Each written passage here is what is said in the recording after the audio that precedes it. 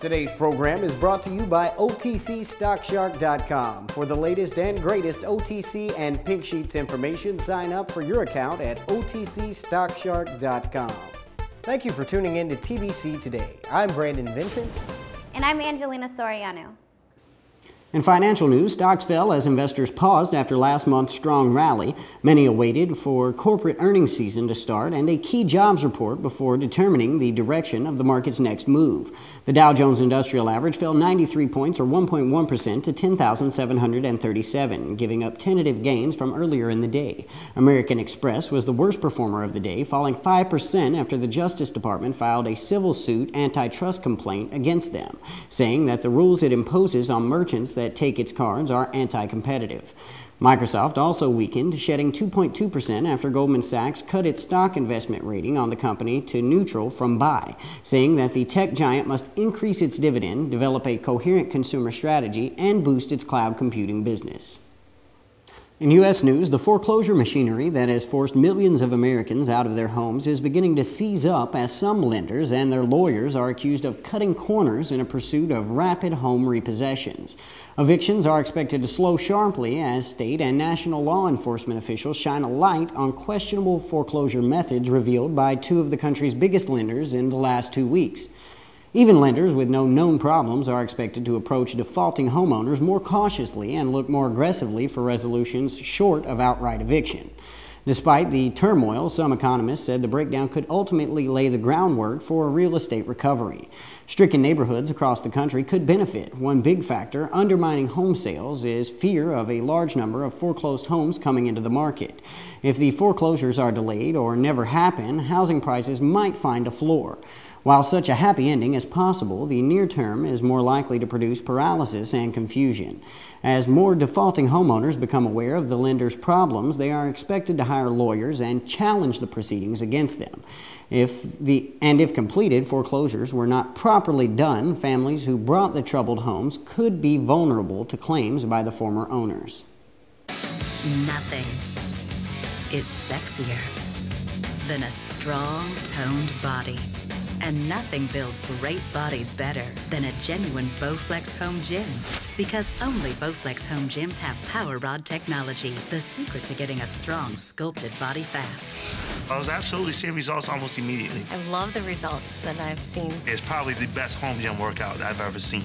Call for a free DVD that shows how to get the results you want faster than you ever thought possible. You can't diet your way to a body like this. But in just 20 minutes, 3 times a week, you can be a stronger, sexier you. Have one delivered for $0 down and pay as little as $10 a month. Call now for a free DVD that shares the Power Rod secret of building a strong, fit body. I think women with muscles are beautiful. Those are Bowflex guns, that's right. To get a Bowflex body, get a genuine Bowflex Power Rod home gym. Get started. Call now. In health news, British embryologist Robert Edwards, whose work led to the first test tube baby, won the 2010 Nobel Prize for Medicine or Physiology. Sweden's institute praised Edwards for bringing joy and hope to more than 10% of the couples worldwide who suffer from infertility. Known as the father of in vitro fertilization, Edwards picked up the prize of $1.5 million for what the institute called a milestone in the development of modern medicine. Many families have now experienced the joy of children as a result of the techniques Edwards developed, together with a now deceased colleague, Patrick Steptoe. Edwards and Steptoe pursued their work despite opposition from churches, governments, and many in the media, and skepticism from scientific colleagues. They struggled to raise the funds and had to rely on private donations, but in 1968 they developed methods to fertilize human eggs outside the body. Working at Cambridge University, they began replacing embryos into infertile mothers in 1972.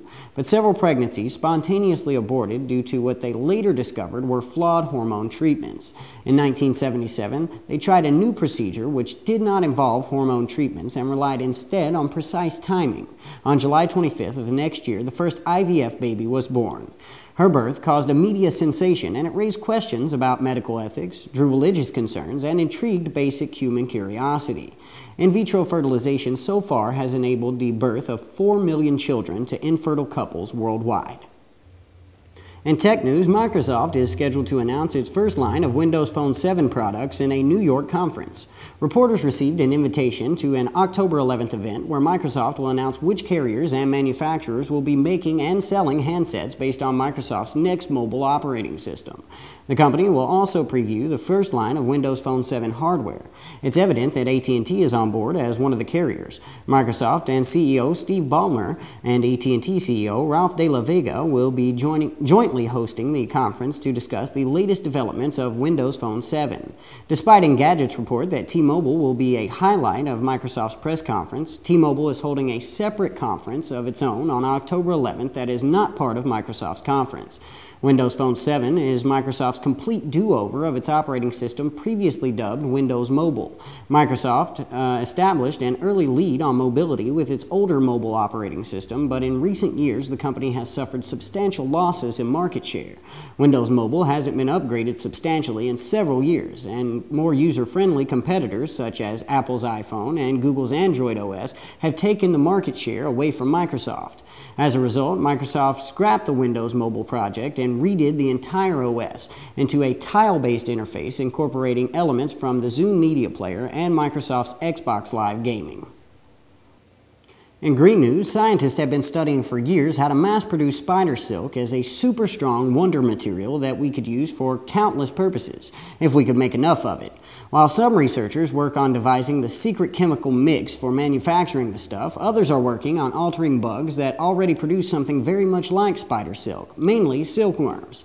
By adding spider genes to silkworms, scientists were able to raise a handful that can produce silk nearly as strong as that of spiders. According to the University of Notre Dame, along with the University of Wyoming and Craig Biocraft Laboratories, successfully produced silkworms capable of spinning silk similar to that of spiders by adding 2 genes from spiders to silkworm chromosomes. It's been such a focused goal because spider silk can be used for anything from bandages to ligament replacement in humans, from bulletproof vests to better airbags for cars. So why go with silkworms? Well, so far, no one has been able to artificially produce silk with the same property as that of spiders.